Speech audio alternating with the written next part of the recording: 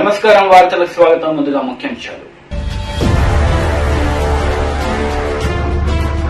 వివేకానందరెడ్డి హత్య కేసులో అనుమానితులు, సాక్షుల వరుస మరణాలు దేనికి సంకేతం? జగన్ రెడ్డి అంటూ ప్రశ్నించిన వర్ల రామయ్య.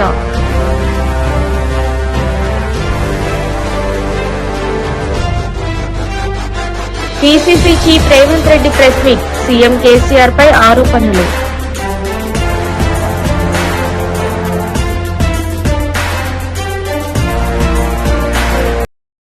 ఆర్టీసీ బస్సు ఛార్జీల పెంపును నిరసిస్తూ సిపిఐ ఎంఎల్ ప్రజాపంత్ నిజామాబాద్ నగర కమిటీ ఆధ్వర్యంలో రాజరాజేంద్ర చౌరస్తాలో రాష్ట్ర ప్రభుత్వం దిష్టిబొమ్మను దగ్ధం చేశారు.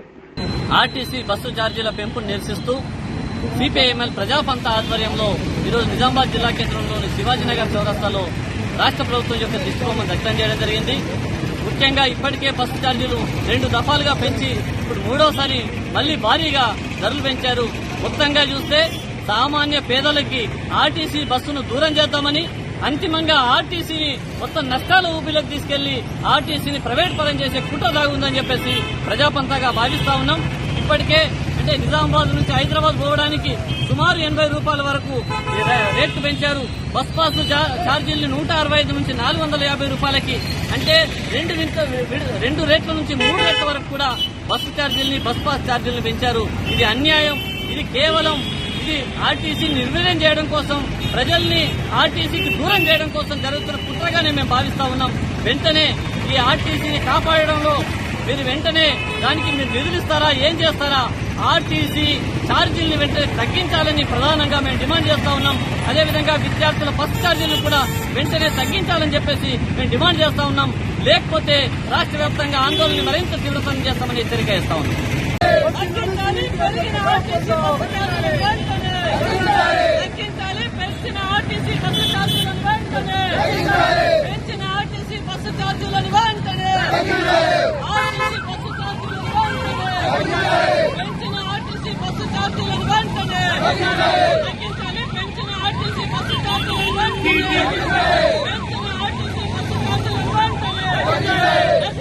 ప్రభుత్వాల ప్రజా వ్యతిరేక విధానాలు, పెట్రోల్ డీజిల్ ధరలు వెంటనే, పెట్రోల్ డీజిల్ ధరలు వెంటనే.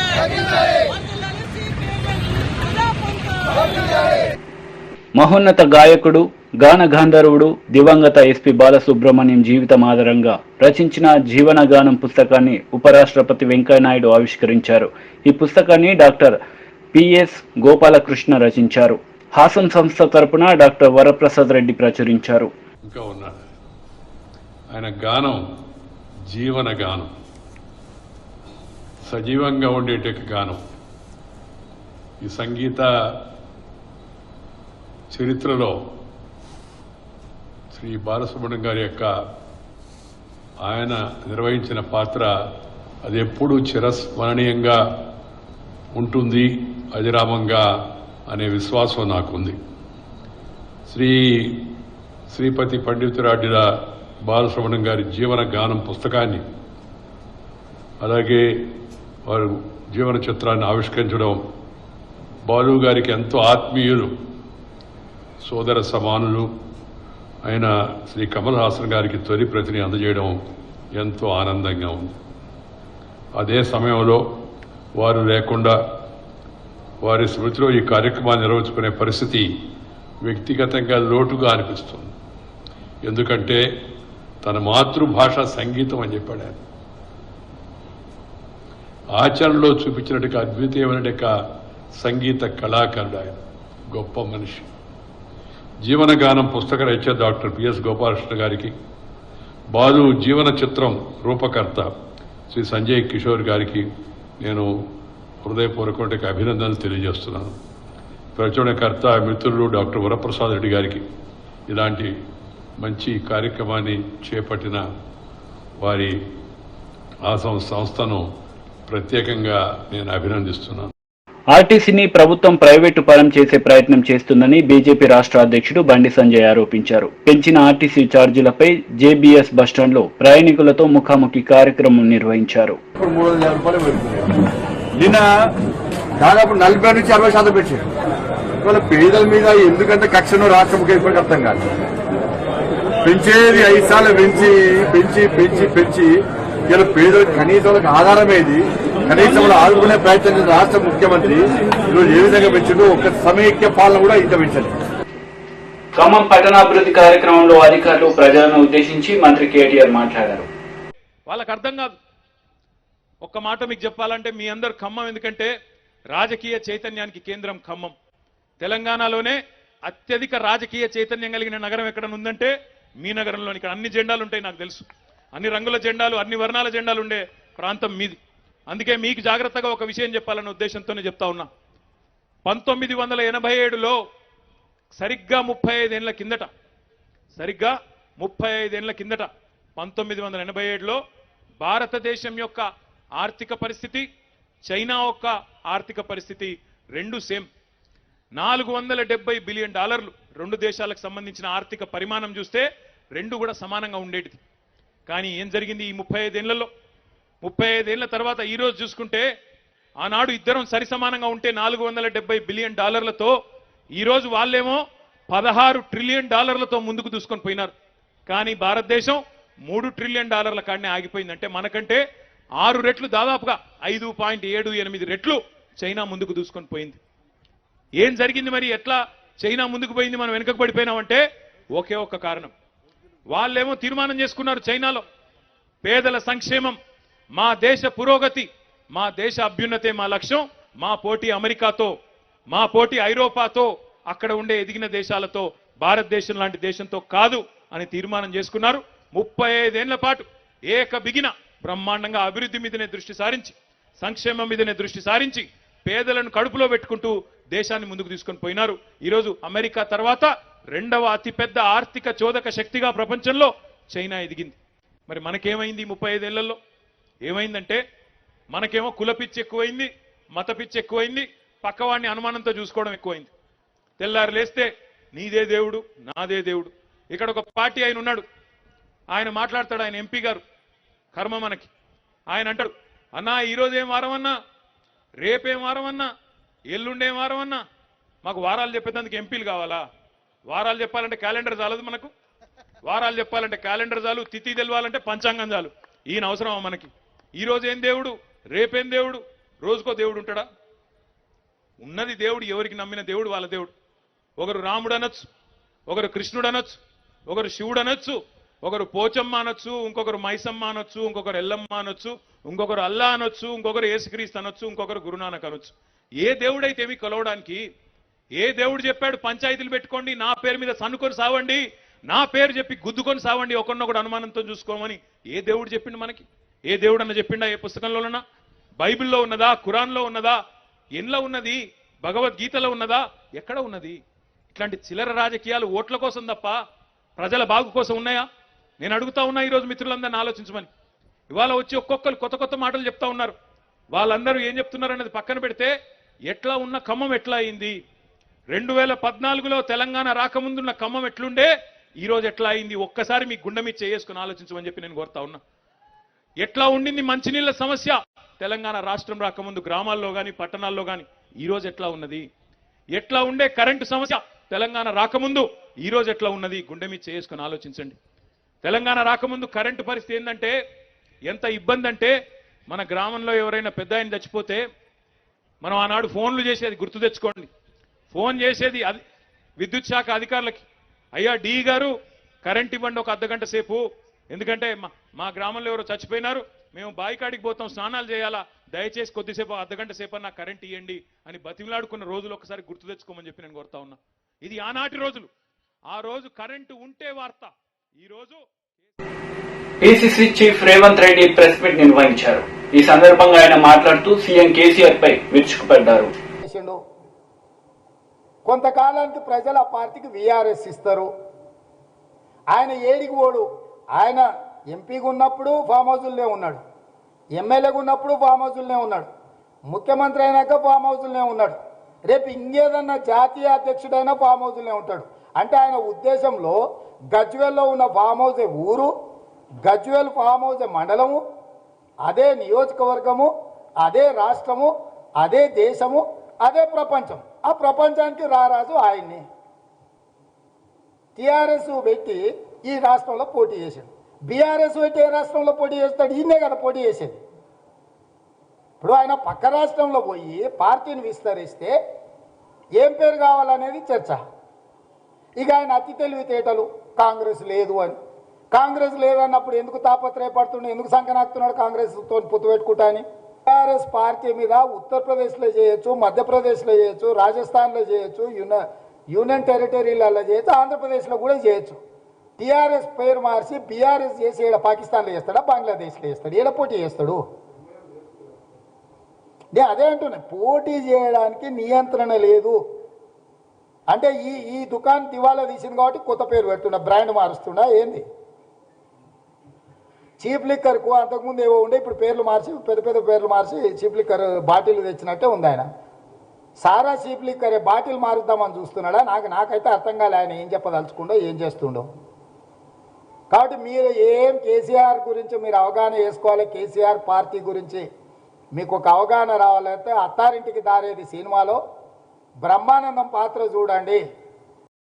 సిద్దిపేట జిల్లా మిట్టపల్లి క్లస్టర్ రైతు వేదికలో గొర్రెలకు నట్టల నివారణ మాత్రలను వేశారు వైద్య ఆరోగ్య శాఖ మంత్రి హరీష్ రావు.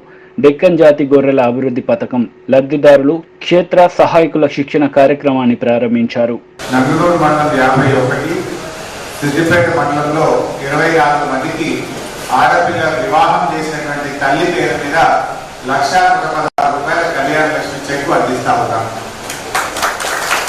అదేవిధంగా ఎవరైనా దురదృష్టవశాత్తు ఆరోగ్యం దెబ్బతింటే ప్రైవేట్ ఆసుపత్రుల్లో చూయించుకుంటే ఆ బిల్లులు తెచ్చి నాకు అందజేసినారు. ఉడతా భక్తిగా వాళ్ళకి ఏదైనా కొంత ప్రభుత్వం నుంచి ఖర్చుల పాలైంది కదా అని వాళ్ళకి ఏదో కొంత ఉడతా భక్తిగా సాయం చేసే కార్యక్రమం.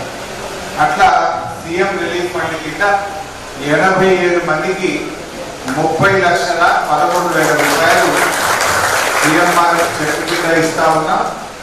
దాదాపు ₹13 లక్షల కళ్యాణ లక్ష్మి కింద కూడా ఇవాళ చెక్కులు అందజేయడం జరుగుతాం.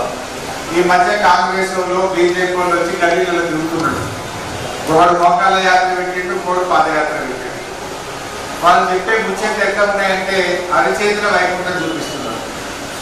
మనకు చుట్టాలు ఉంటారు కొంతమందికి, గౌడ్స్కి అయితే వాళ్ళకైతే మహారాష్ట్రలో కర్ణాటకలో చుట్టాలు ఉంటారు.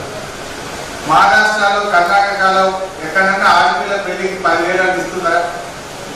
నా కాంగ్రెస్ గవర్నమెంట్ ఇస్తలేదు, నా బీజేపీ గవర్నమెంట్ ఇస్తలేదు. ఇవాళ ఆడపిల్ల పెళ్లికి సాయం చేసేది ఒకే ఒక్క నాయకుడు, మన ముఖ్యమంత్రి కేసీఆర్ గారు, టీఆర్ఎస్ గారు. రాజ్భవన్ లో గవర్నర్ తమిళసై సౌందరరాజన్ మహిళా దర్బార్ కార్యక్రమాన్ని నిర్వహించారు. దీనికి మహిళల నుంచి అపూర్వ స్పందన వచ్చింది.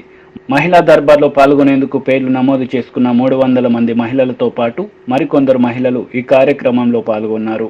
సమాజంలో ఎక్కువగా బాధింప పడుతున్నప్పుడు నేను నా ఆదరణను ఒక మహిళ తెలియపరచాలని ఆశిస్తున్నాను. ఇప్పుడు మహిళలు సమాజంలో ఎక్కువగా బాధింప పడుతున్నప్పుడు నేను నా ఆదరణను ఒక మహిళగా తెలియపరచాలని ఆశిస్తున్నాను. నేను తెలంగాణ మహిళలకు తోడుగా ఉండాలనుకుంటున్నాను. నేను మహిళలకు ప్రభుత్వానికి మధ్య ఒక్క వారాదిగా ఉండాలనుకుంటున్నాను. తెలంగాణ మహిళల కోసం నా పని కొనసాగుతూనే ఉంటుంది. టీడీపీ పోలిట్ బ్యూరో సభ్యులు వల్ల రామయ్య మీడియా సమావేశం నిర్వహించారు. వివేకానందరెడ్డి హత్య కేసులో అనుమానితులు సాక్షుల వరుస మరణాలు దేనికి సంకేతం జగన్ రెడ్డి అంటూ ప్రశ్నించారు. చాలాసార్లు మేము దీని గురించి హెచ్చరించడం జరిగింది. అయినా కూడా పోలీసు వ్యవస్థ పనితీరు మెరుగుపరచుకోవటానికి కానీ చట్టరీత్యా చట్టాలకు అనుగుణంగా పనిచేయటంలో కానీ వారి పని తీరు మెరుగుపడలేదని చెప్పడానికి చాలా బాధాకరంగా ఉంది. అధికార పార్టీ యంత్రాంగం అంటే పార్టీ యంత్రాంగం చేతిలో వారి కనుసన్నలలో ఈ రోజున పోలీసు వ్యవస్థ నడుస్తున్నదని చెప్పడానికి చాలా బాధపడుతున్నాం. మేము ఇన్ని చెబుతున్నా కూడా, ఇన్ని ఎలిగేషన్లు చేస్తున్నా, ఈ రకంగా మేము మాట్లాడుతున్నా, ఎక్కడా కూడా పోలీసు వ్యవస్థ సరిగా స్పందించడం లేదు. చాలా బాధాకరం. అది ఐపీఎస్ ఆఫీసర్స్ అసోసియేషన్ ఉంది. ఎందుకు వర్లరామయ్య గారు, ఎందుకు చంద్రబాబు నాయుడు గారు ఈ రకంగా మా వ్యవస్థని మీరు తప్పుపడుతున్నారు? We are going as per the rules and regulations, as per the acts existing in the land అవి వెళ్తున్నామని చెప్పి చెప్పట్లేదు. ఎందుకు చెప్పట్లేదు మీరు? సో మెనీ ఇన్స్టెన్సెస్ మేము చెప్పాము. అనంతబాబు ఎమ్మెల్సీ దగ్గర పనిచేస్తున్న ఒక దళిత డ్రైవర్ని, మాజీ డ్రైవర్ని చంపి కారులో పడేసి తీసుకొచ్చి వాడి ఇంటి ముందే పడేశాడంటే what is this atrocity? Police వ్యవస్థ గురించి కించిత్ అని ఆలోచించాడు అతను. పోలీసు వ్యవస్థ ఆంధ్రప్రదేశ్ రాష్ట్రంలో ఉన్నదని ఆ ఎమ్మెల్సీ అనంతబాబు అనే ఆ దుర్మార్గుడు ఒక క్షణమైన ఆలోచించాడా? లేదే. ఆలోచిస్తే ఆ రకంగా వ్యవహరించేవాడా? చంపేసి హత్య చేసి ఆ శవాన్ని తీసుకొచ్చి వాడి చనిపోయిన అతని ఇంటి ముందు పడేసి అతని పెళ్లిళ్ళకి పేరెంటాలకి తిరుగుతున్నాడంటే మీ పోలీసు వ్యవస్థను అతను గుర్తించాడా? కించిత్తన్నా భయపడ్డాడు అతను? అతన్ని అసలు ఏమిటని నీ ధైర్యం అని అసలు ఇంట్రాగేట్ చేశారా మీరు? హత్య చేసి పారిపోయాడు, అండర్ గ్రౌండ్లో పోయాడు, విదేశాలకు పోయాడు, ఇతర రాష్ట్రాలకు పోయి దాక్కున్నాడంటే దెర్ ఇస్ సమ్ మీనింగ్. హత్య చేసి ఇక్కడ పడేసి నన్నేం చేస్తారు ఈ పోలీస్? మన పోలీసే, మా పోలీసే కదా, మా పోలీస్ అండర్లైన్ చేసుకోండి, మా పోలీసే కదా, మమ్మల్ని ఏం చేస్తారు అన్న ధీమా కదా? కాదని చెప్పే ధైర్యం ఉందా? అతన్ని ఒక 5 నిమిషాలు కూడా ఇంట్రాగేట్ చేయకుండా జైల్లో పెట్టి ఒక పోస్ట్ ఫార్వర్డ్ చేసినందుకు శిరీష్ అని మా తెలుగుదేశం పార్టీ సీనియర్ నాయకురాలని 7 hours ఇంట్రాగేట్ చేస్తారా? పోలీసు వ్యవస్థ సరిగా ఉందని చెప్పటం అనేది మీరు చెప్పగలరా? ఎందుకింత నిర్వీర్యమైపోయింది పోలీసు వ్యవస్థ? ఎందుకింత అధికార పార్టీకి దాసోహం చేస్తున్నదో సమాధానం చెప్పాలని చెప్పి కూడా నేను అడుగుతున్నాం. ఐపీఎస్ అసోసియేషన్ స్పందించాలని కోరుతున్నాను నేను. ఈ రోజు నుంచైనా మేము చట్ట ప్రకారం నడుస్తాము, చంద్రబాబు నాయుడు గారు చట్ట ప్రకారం నడుస్తాము, వర్లరామయ్య గారు మీరు చాలా బాధపడుతూ మా గురించి మా ఉనికి కనుమరుగైపోతుందని మీరు బాధపడుతున్నారు. మీరు ఇక బాధపడద్దు, మేము కరెక్ట్గా మా విద్యుక్త ధర్మాన్ని మేము నిర్వర్తిస్తామని చెప్పండి. పోనీ మీరు చెప్పేది తప్పండి, మేము బ్రహ్మాండంగా యాక్ట్ చేస్తున్నాం, అనంతబాబుని అలాగే చేస్తామండి, శిరీష్ని ఇలాగే చేస్తామని చెప్పండి. పోనీ ఆలోచన చేయకుండా ఈ రకంగా ఎందుకు మీరు ఇలాగా దిగజారిపోయి వ్యవహరిస్తున్నారో ఒక్కసారి ఆలోచించ. బాధ తప్ప హృదయంతో మాట్లాడుతున్నాం. మేము మిమ్మల్ని ఎగతాళి చేయాలనో హెక్కిల్ చేయాలనో. వైఎస్ఆర్సీపీ రైతు విభాగం రాష్ట్ర అధ్యక్షుడు, ఏపీ వ్యవసాయ mission vice chairman MVS Nagireddy విలేకరుల సమావేశం నిర్వహించారు. పలు అంశాలపై ఆయన మాట్లాడారు. ధాన్యాలు ఈ 3 సంవత్సరాల్లో 5 సంవత్సరాల కంటే సరాసరి పెరిగింది. అలాగే ఉద్యానవన పంటలు 2018-19లో 305 లక్షల టన్నులు పండితే, ఎందుకంటే కోనసీమలో కొబ్బరి ప్రధానం, సో దాని మీద చెప్తున్నాను. ఈ సంవత్సరం 369 లక్షల టన్నులు ఉద్యానవన పంటలు రాబోతున్నాయని థర్డ్ అడ్వాన్స్ రిపోర్ట్స్ ఇస్తున్నాయి. సో వాస్తవమైన ఫిగర్స్ ఇవి. అలాగే కరువు పరిస్థితులు. సో చంద్రబాబు నాయుడు గారు ముఖ్యమంత్రి గారు 2014లో రాష్ట్రంలో 238 మండలాలు కరువు మండలాలు, 2017లో 359 మండలాలు కరువు మండలాలు, 2016లో 301 మండలాలు కరువు మండలాలు, 2017లో 121 మండలాలు కరువు మండలాలు, 2018లో 347 మండలాలు కరువు మండలాలు, 2019లో నిల్, 2020లో నిల్, 2021లో నిల్.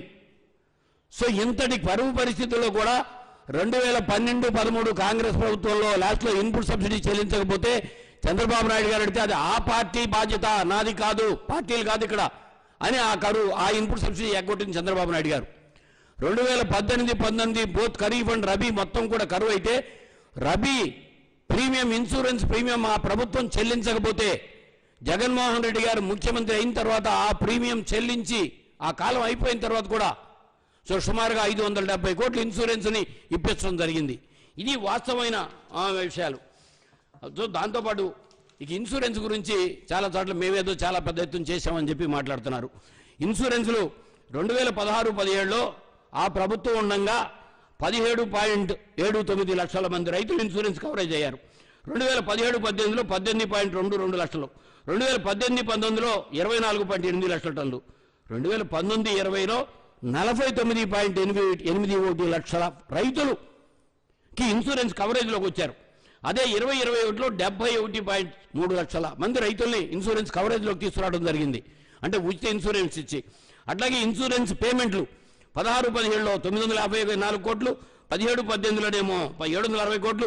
అసలు 18-19 మొత్తం కరువు, ఇన్పుట్ సబ్సిడీ కూడా సరిగ్గా చెల్లించని ప్రభుత్వాలు. ఇప్పుడు కరువు లేకపోయినా సరే ఏ పంట కాలంలో ఆ పంట కాలంలోనే ఇన్పుట్ సబ్సిడీ చెల్లిస్తున్న ప్రభుత్వం ఈ ప్రభుత్వం. అలాగే 2019-20లో 1252 కోట్లు ఈ ప్రభుత్వం ఇన్సూరెన్స్ చెల్లించింది. అలాగే 2021లో 1739 కోట్లు ఇన్సూరెన్స్ చెల్లించింది. ఇప్పుడు రేపు 14వ తారీఖున అనంతపురంలో ఇన్సూరెన్స్ మళ్ళీ రిలీజ్ చేయబోతున్నారు. సుమారుగా 2300 కోట్లు ఇన్సూరెన్స్ చెల్లించబోతున్నారు. ఏ రకంగా పొంతనుంది? ఏ రకంగా మీకు మీ పాలనకి జగన్మోహన్ రెడ్డి గారి పాలనకి ఎక్కడ పొంతనుందో మీరు ఒక్కసారి ఆలోచన చేయండి. అలాగే ఇదిగో చాలా ప్రధానమైన అంశం భూగర్భ జలాలు. 18,70,000 మోటార్లు, ఎలక్ట్రిసిటీ మోటార్లతో పంట జరుగుతుంది. సాగునీటి కూడా భూగర్భ జలాలతో ప్రధానంగా సాగు జరిగే ప్రాంతం. ఇదిగో 2018 నవంబర్ నాటికి పోస్ట్ హార్వెస్ట్లో 17.65 మీటర్ల లోతుకి భూగర్భ జల మట్టాలు పడిపోయినాయి. చంద్రబాబు నాయుడు గారు ముఖ్యమంత్రిగా. కరువు చంద్రబాబు నాయుడు గారు కవల పిల్లలు అనే సామెత మామూలుగానే అందరికీ తెలిసిన విషయం. కానీ ఇదిగో ఈ సంవత్సరం 2021 నవంబర్లో 5.79 మీటర్లకి సరాసరిన ఆంధ్రప్రదేశ్లో భూగర్భ జల మట్టాలు పెరిగినాయి. రాష్ట్రంలో ఒక్క బోరు కూడా ఈ సంవత్సరంలో కానీ ఈ 3 సంవత్సరాల్లో ఫెయిల్ అయిన బోరు లేదు. కానీ చంద్రబాబు నాయుడు గారి పిల్లలు ఎక్కడికి వెళ్తే మా బోర్లు ఎండిపోయినాయి, కొత్తగా బోర్లు వేసుకుని ఆత్మహత్యలు అన్నీ కూడా దాని మీదే వచ్చిన పరిస్థితి. సో వాళ్ళు ఎక్కడా కూడా ఆ పరిస్థితి లేదు.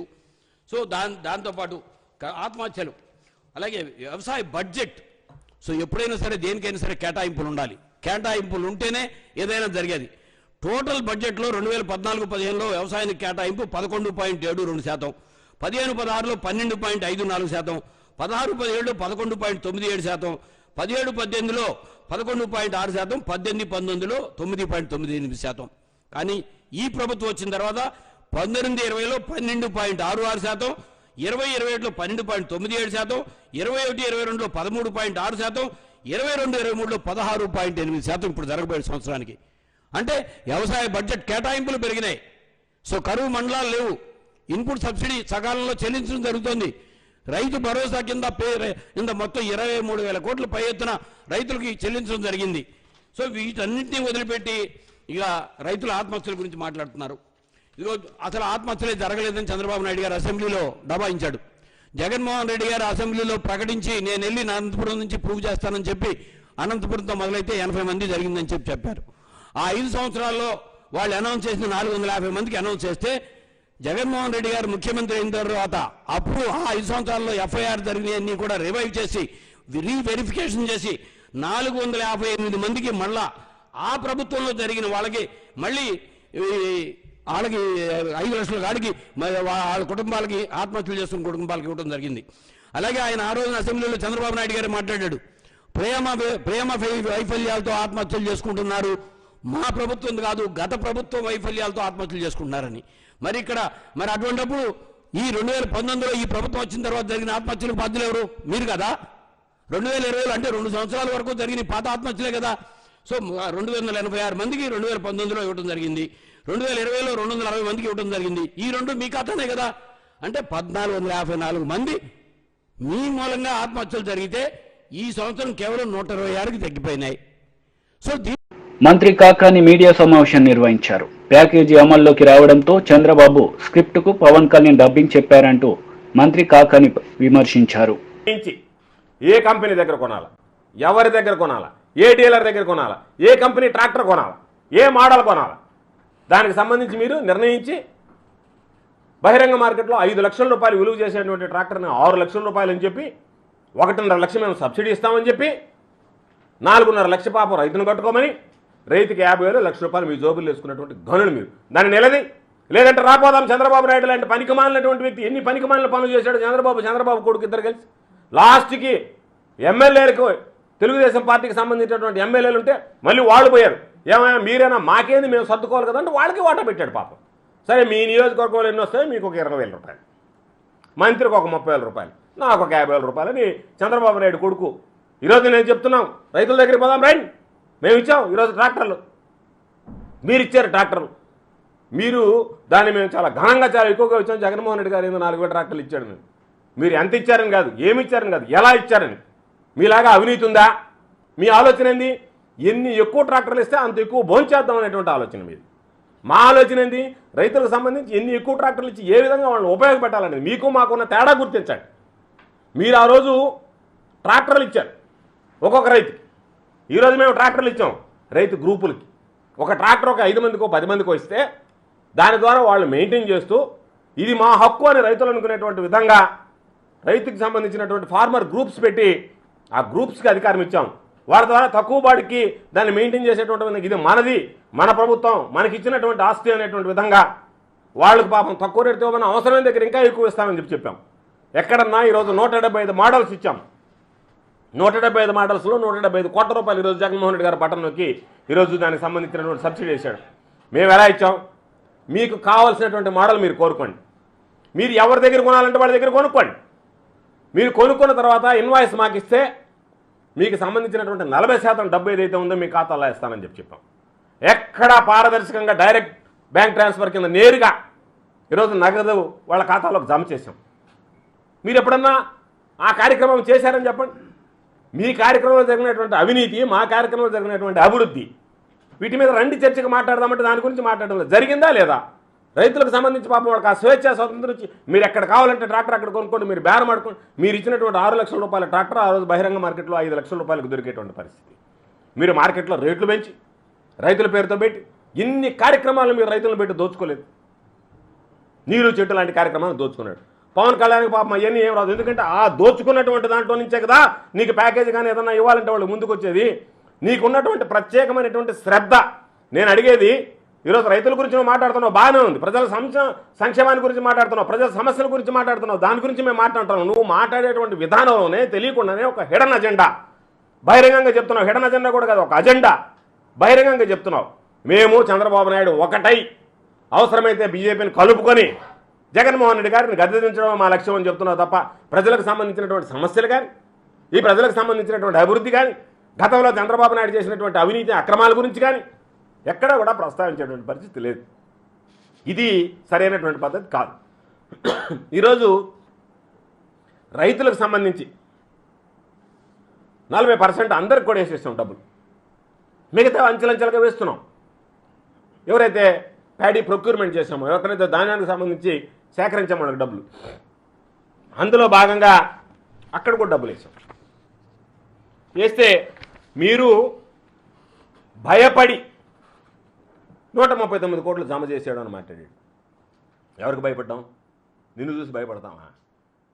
ఎమ్మెల్యేగా గెలవని ఇలాంటి వాళ్ళని చూసి మాట్లాడతామా? కాబట్టి ఈరోజు నువ్వు చెప్పాల్సింది. వార్తలు ముగించే ముందు ముఖ్యాంశాలు మరోసారి. వివేకానందరెడ్డి హత్య కేసులో అనుమానితులు, సాక్షుల వరుస మరణాలు దేనికి సంకేతం? జగన్ రెడ్డి అంటూ ప్రశ్నించిన వర్ల రామయ్య.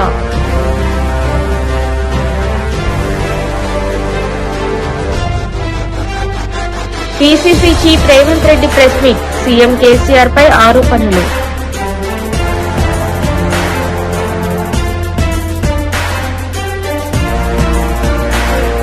ఈ వార్తలు ఇంతటితో సమాప్తం. తిరిగి ప్రసారమయ్యే వార్తల్లో మళ్ళీ కలుద్దాం. అంతవరకు సెలవు. నమస్తే.